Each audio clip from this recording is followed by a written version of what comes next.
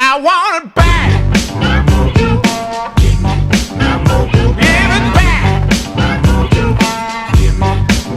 I want it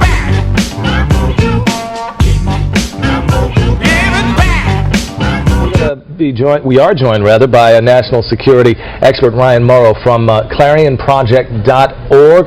Mr. Morrow is also a researcher for the Reform Party of Syria. Thank you for being here, sir.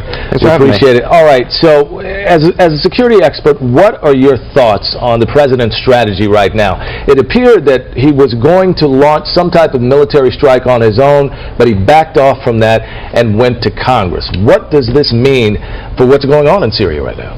Well, right now, this is all about the credibility of the United States. Because when you say that there's a red line that you're not going to allow an enemy government to cross, and then they do cross it in such a dramatic fashion, then you have to respond. And now the question for President Obama is does he strike now and he decided against that, or is he waiting for Congress to come out of recess and then get authorization? He ultimately decided that it was better to consult with Congress. They come back on September 9th, and then you still have to have debate and have to have it passed. So we do have some time between now and when these strikes occur, and I do think they're going to occur. You've got 2 million refugees right now that have fled Syria. 4 million people in the country have been displaced. It's 1 in 4 people in Syria is directly affected by this.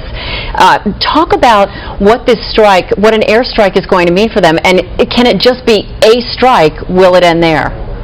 Well, according to the leaks that are coming out, it's going to be about 2 or 3 days. And you're in direct contact with the opposition, which is where you're getting a lot of your information firsthand. Sure. Right. And the opposition, the people that are trying to overthrow Bashar al-Assad, the people that are being massacred on a daily basis, they're very complex and they're very mixed. And that's the problem that the United States has, is that you have radical Islamic forces among them, unfortunately, and then you also have more secular good guys, the type that are saying, where is the United States? This has been going on for 2 years. We want support so that we can beat Al-Qaeda and beat the Muslim Brotherhood, but they haven't gotten any. And so as a result, the main fighting force against the dictatorship on the ground right now is Al-Qaeda.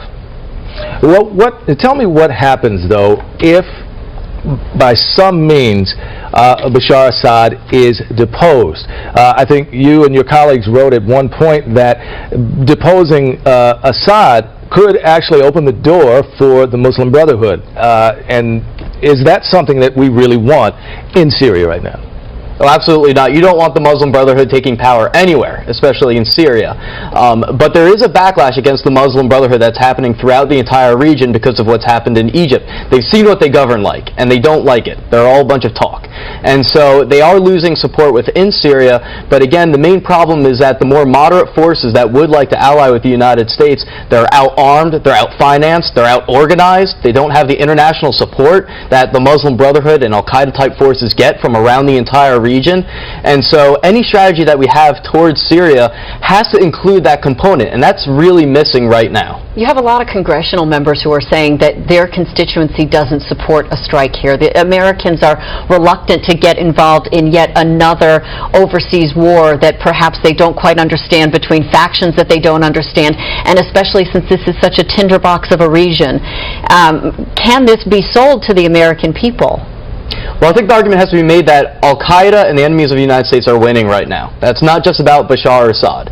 That having this battlefield on the ground where Al-Qaeda can go and recruit and radicalize people, send people to get battle experience, that's worth millions to them. And so this is working out quite well for them. And so the United States has to have some type of strategy towards Syria, but this is really a microcosm of the great debate in America right now about the proper place for America in the world, about is it smarter for us to just stick to ourselves and not get involved in these affairs, or do we have a responsibility to act when we hear about humanitarian catastrophes like that are happening in Syria that most Americans still don't understand how extreme it is. I mean, it's really horrible. And we're seeing pictures of warships there. We know that they're stationed in the Persian Gulf and in the Mediterranean, and they're ready to strike, but what about troops on the ground? Are we going to be involving American men and women on the ground in this type of incursion? Is this going to be a boots-on-the-ground operation? No.